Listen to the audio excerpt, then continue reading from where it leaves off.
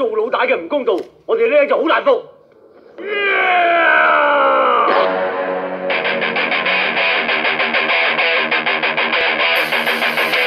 Halo Urbaners, dimanapun kalian berada, bagaimana kabarnya? Kembali lagi bersama saya John, the one and only pengangguran in the world, membahas tentang karakter-karakter kuat dalam film seperti sosok John Wick, Boyka, Brian, Robert, Asia Man, dan lain-lain. Tidak lengkap rasanya jika kita tidak membahas Ricky, si pukulan merobek. Diperankan oleh aktor Mandarin terkenal bernama Siu Wong Fan yang pernah jadi musuh Ip Man di film pertamanya. Film ini berjudul Ricky Oh, The Story of Ricky, dirilis pada tahun 1991. Film ini sangat memorable sekali, apalagi waktu itu saya masih kecil, nontonnya malam-malam, terus adegan brutalnya tidak disensor. Gimana nggak trauma coba? Saya tuh lihat akibatnya, jadi pengangguran jangka panjang kan? Dan seperti yang kalian semua tahu, film di tahun itu visual efeknya masih sangat-sangat kelihatan wadulnya. Jadi kita coba hiraukan saja dan fokus ke alurnya dan karakter-karakternya. Soalnya jujur, kalau misal film ini dirilis sekarang atau tahun pertengahan 2000-an lah minimal, pasti bakal keren banget loh. Terlalu cepat rilis kalau menurut saya. Sayang, soalnya ini kan adaptasi dari manga dan anime.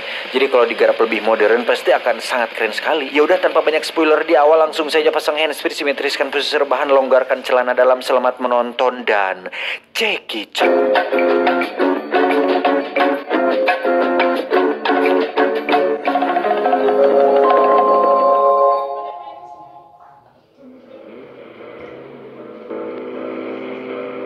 Berlatar belakang tahun 2001, negara-negara kapitalis telah menguasai organisasi pemerintahan sehingga penjara menjadi sebuah lahan bisnis yang menguntungkan.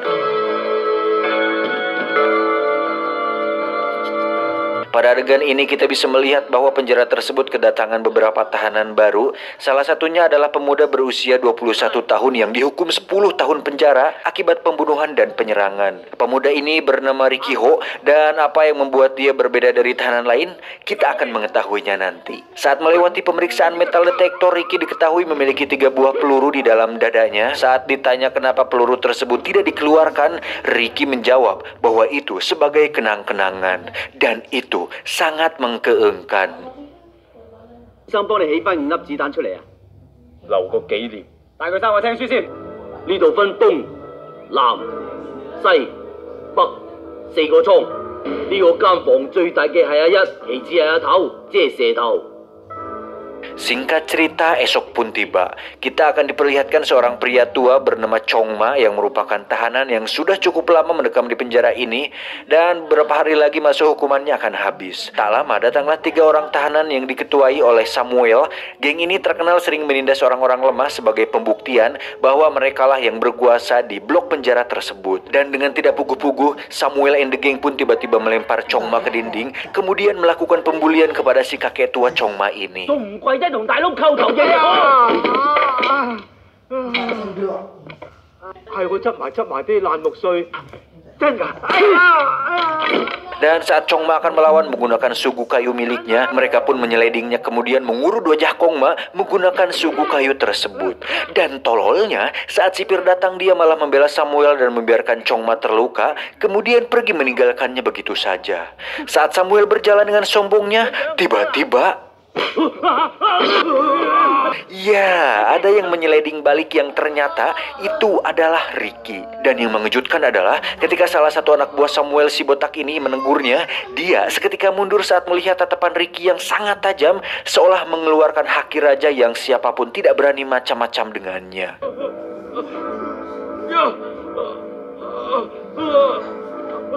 Tak terima dengan itu, Samuel pun meminta sipir untuk melakukan sesuatu kepada si kakek tua Chongma.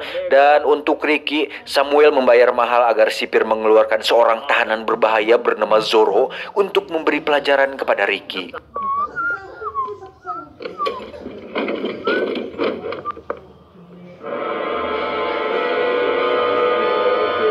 Tak menunggu waktu lama, sipir pun langsung memanggil Chongma dan memberitahukan bahwa masa hukumannya diperpanjang tanpa alasan yang jelas. Dan meski sudah memohon agar bisa bertemu dengan anak dan istrinya, para sipir yang sudah sekongkol dengan Samuel tetap tidak peduli dengan kondisi Chongma. Alhasil, Chongma sangat terpukul dan akhirnya tewas dengan gantung diri di dalam blok penjara tersebut. Dan saat para tahanan sedang membicarakan tentang betapa menyedihkannya hidup Chongma, Ricky pun terlihat sedang menegangkan otot-ototnya, seolah tak terima dengan ketidakadilan tersebut. Esoknya saat jam mandi terlihat Samuel berdiri tepat di samping Ricky, dan tak lama datanglah Zoro yang langsung memukul Ricky hingga dia terlempar. Merasa dirinya kuat dan mampu membunuh Ricky, Zoro pun langsung menyerangnya. Tapi apa yang terjadi? Ricky pun dengan pukulan biasanya mampu menembus perut Zoro dan membuatnya tewas saat itu juga. Tak tinggal diam, Samuel pun kembali menyerangnya menggunakan sebuah paku yang berhasil menembus tangan Ricky. Tapi luar biasanya, Ricky justru berhasil mematahkan jari-jari Samuel dan seolah tak merasakan sakit akibat tusukan paku tersebut. Alhasil, Samuel pun langsung tewas dengan satu pukulan yang dilayangkan oleh Ricky. Saat sipir membawanya, muncullah seorang pria bertato berbadan kekar bernama Oscar yang merupakan ketua dari sektor utara di penjara ini.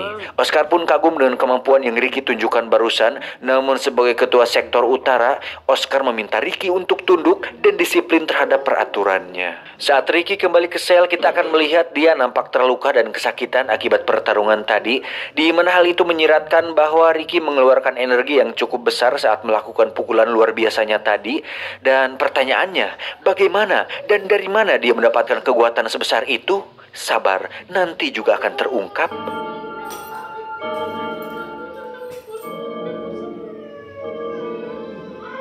Esok pagi Ricky dipanggil oleh asisten sipir ke ruangannya, di mana beliau penasaran dengan orang yang telah membunuh Samuel dan Zoro, kemudian meminta penjaga untuk membacakan laporannya. Ricky ternyata adalah seorang yatim piatu di mana dia dibesarkan di panti asuhan, dan saat menginjak sekolah SMA, Ricky sempat mengikuti kelas musik, kemudian menghilang selama 2 tahun, dan saat kemunculannya, Ricky diketahui sering terlibat perkelahian di jalanan, hingga akhirnya dia membunuh seorang pria tanpa alasan yang jelas. Asisten sipir pun penasaran kemana Ricky selama 2 tahun tersebut. Apakah berlatih seperti Saitama atau mempelajari haki di Pulau Rusakaina? Entahlah, Ricky hanya terdiam membisu. Agar Ricky buka mulut, si asisten sipir pun menunjukkan sebuah surat untuk Ricky yang datang pagi ini, di mana di situ ada sebuah foto seorang gadis, dan saat Ricky akan mengambilnya, tiba-tiba ya, berkali-kali si asisten sipir memukul wajah Ricky agar dia mau buka mulut. Namun saat Ricky meludahi wajahnya, si asisten sipir langsung meremas foto gadis tersebut dan mengatakan bahwa dia akan mencari si gadis dan menikmati tubuhnya. Entah siapa gadis tersebut, namun Ricky nampak sangat emosi dan ya, mejanya hancur dengan satu tangan, bahkan peluru pun dapat Ricky tangkis menggunakan sebuah tray makanan. Dengan ketakutan, asisten sipir pun mundur, dan saat Ricky akan memukulnya, dia pun tidak jadi melakukannya dan kembali ke selnya sendirian.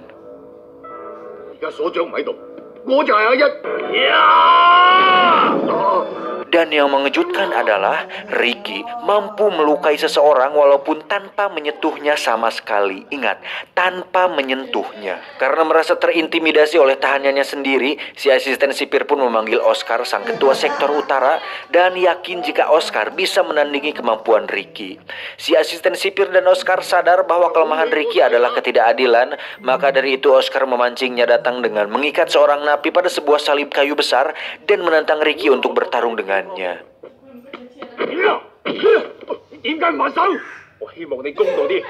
Pada awalnya Ricky tidak mau melawan Oscar, namun saat para tahanan mengatakan bahwa napi yang diikat masih hidup, Ricky akhirnya memutuskan untuk melawan, dan satu pukulan biasa yang dilayangkannya mampu membuat bahu Oscar berdarah.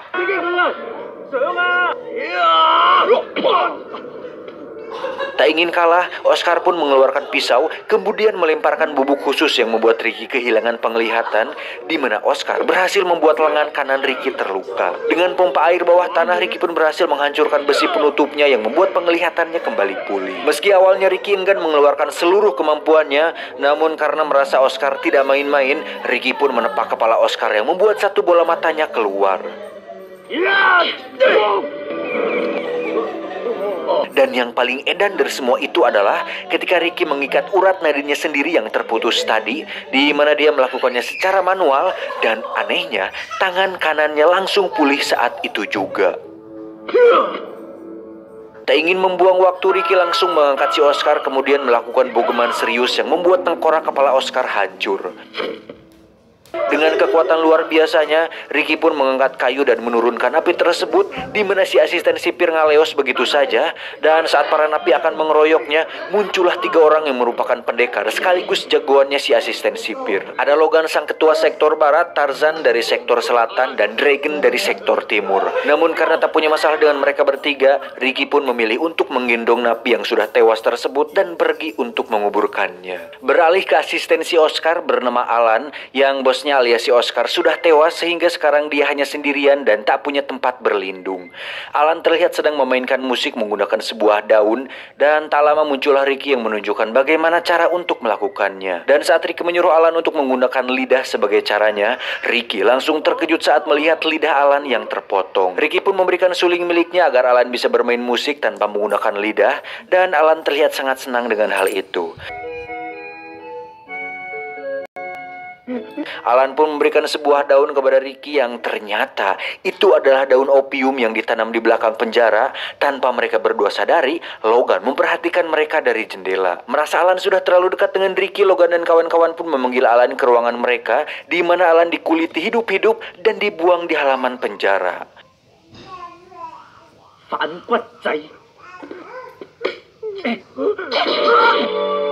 Dan betapa emosinya Ricky saat melihat jasad Alan sudah terbujur kaku tak bernyawa.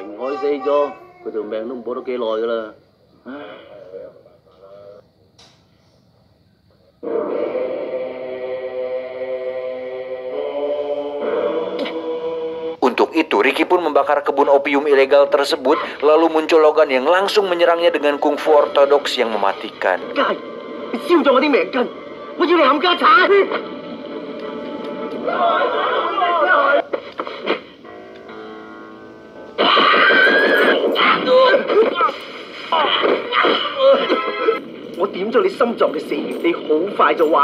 Alhasil, Ricky pun terkena serangan pada titik syaraf yang membuat darahnya tersumbat, sehingga Ricky tidak bisa bergerak dan mengalami sekarat. Namun dengan kemampuan yang sudah dilatihnya, Ricky pun mampu lepas dari jurus tersebut dan bangkit kembali seperti biasa. Takjub dengan apa yang dilihatnya, Logan pun mengambil kembali kuda-kudanya, dan tiba-tiba muncullah Dragon yang langsung mengikat Ricky menggunakan senjata jarum tali pamungkasnya. Dan saat mereka berdua akan membunuh Ricky, datanglah Tarzan yang langsung melarang mereka melakukan itu, karena ternyata semua orang berambisi untuk bisa membunuh Ricky karena merasa tertantang oleh kekuatan besar yang dimilikinya. Namun saat para petugas menembaki mereka, Ricky dan Tarzan pun langsung lari ke ruangan khusus, di mana itu merupakan sebuah ruang jebakan yang bisa mengubur mereka dengan semen. Dengan cepat Ricky pun melepaskan ikatannya dan menubrak pintu baja tersebut, di mana Ricky dengan baik hati menggentong si Tarzan keluar dari sana. Dan saat akan kembali ke sel, semen dalam tubuh Ricky pun perlahan mengeras yang membuatnya berhasil tertangkap oleh si asisten sipir. Esok harinya, terlihat para penjaga dan si asisten sipir sedang menunggu kedatangan sang kepala penjara dari liburannya, di mana si kepala penjara ini tak kalah kejamnya dengan mereka semua yang ada di penjara. Dan itu dibuktikan saat anaknya terjatuh dan menyalahkan seorang napi yang bertugas untuk merapikan karpet merahnya, kemudian menusuk bola mata si napi menggunakan tongkat tajam miliknya.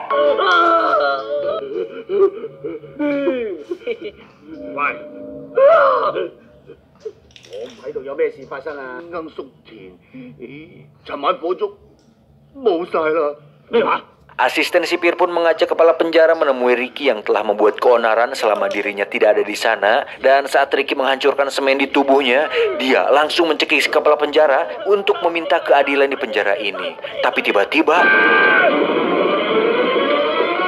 ya, lagi-lagi muncul si Tarzan yang masih penasaran dengan Ricky, di mana dia menghajar Ricky dan mengikatnya menggunakan jeruji besi. Ricky pun bukannya tidak sanggup melawan Tarzan, namun karena merasa tidak ada masalah dengannya, Ricky hanya diam saja menerima pukulan bertubi-tubi dari Tarzan. Dan saat Ricky sudah merasa cukup bersabar, dia pun membalas dengan pukulan biasa yang membuat lengannya patah dan temboloknya berlubang.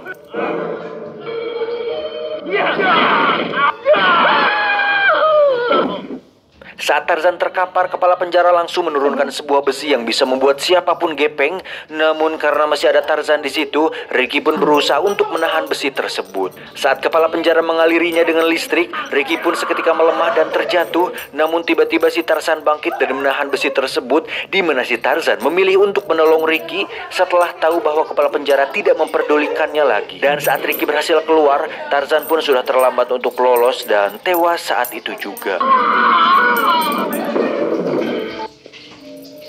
Ricky pun menemukan sebuah foto Tarzan bersama ibunya, di mana Ricky protes kenapa mereka begitu tega dan tidak memiliki aturan di sana. Dan saat Ricky sedang berbicara, kepala penjara pun membuat Ricky terjatuh ke dalam sebuah lubang khusus. Esoknya Ricky terlihat sudah dalam keadaan terikat dan berada di tengah lapangan, di mana dia dikubur sebagai contoh bagi tahanan lain agar tidak macam-macam di penjara tersebut. Dan dengan sebatang bambu untuk bernafas, kita akan dibawa flashback ke masa lalu, di mana kita akan mengetahui alasan kenapa Ricky bisa dipenjara, yang ternyata disebabkan oleh si gadis di foto tadi yang merupakan kekasih Ricky waktu SMA, di mana waktu itu si gadis mengalami sial tatkala dirinya berada di tempat dan waktu yang salah ketika para penjahat menculik dan memperkosanya secara bergiliran hingga dia tewas jatuh dari atas gedung.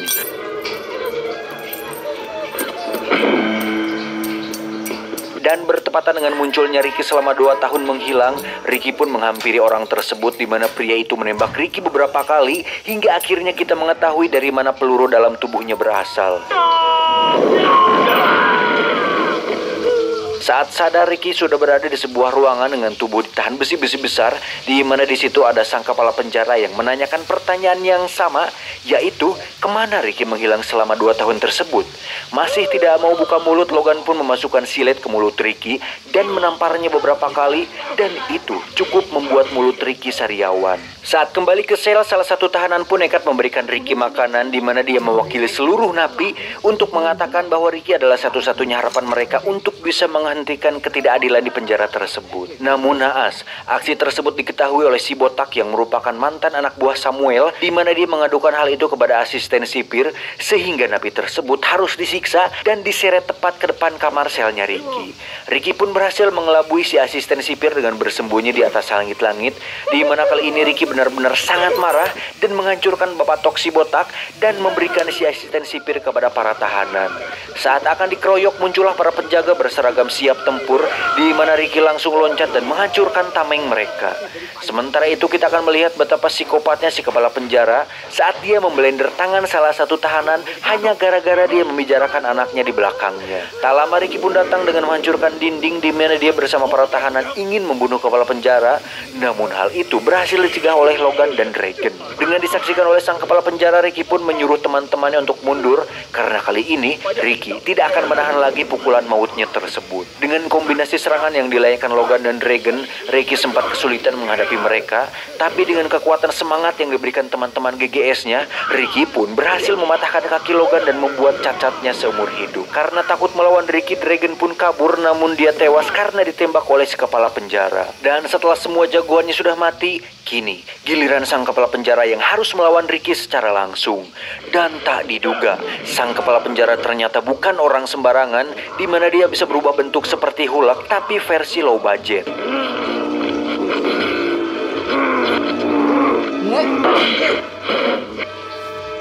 Dan dengan tubuh raksasa tersebut, sang kepala penjara langsung menghantam Ricky dan menghancurkan tiang yang sangat tebal.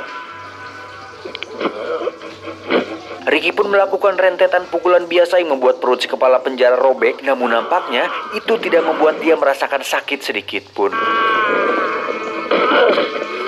Dan saat Ricky sedang berkonsentrasi, kita akan dibawa flashback, di mana akhirnya kita bisa mengetahui kemana menghilangnya Ricky selama 2 tahun itu. Hampir sama seperti sosok Sing di film Kung Fu Hustle, Ricky juga terlahir dengan aliran Chi yang sangat kuat, sehingga dengan dilatih oleh seseorang yang tepat, hal itu akan memicu kekuatan terpendam pada dirinya. Jika Saitama push up, sit up, lari 100 km, makan pisang setiap hari selama 3 tahun, maka Ricky hanya perlu 2 tahun untuk memiliki pukulan merobek seperti yang sudah kita lihat tadi.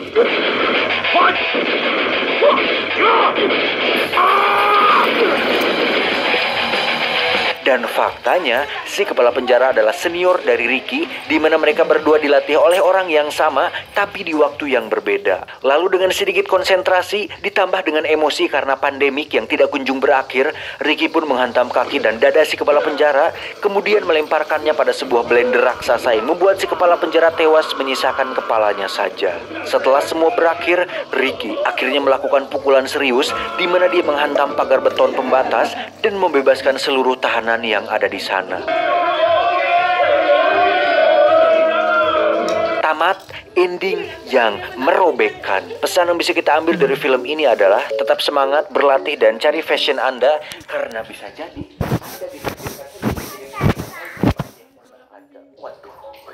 Sekian untuk video kali ini. Saya John beserta tim IQ7 yang beranggotakan satu orang tapi tersebar di seluruh dunia mengucapkan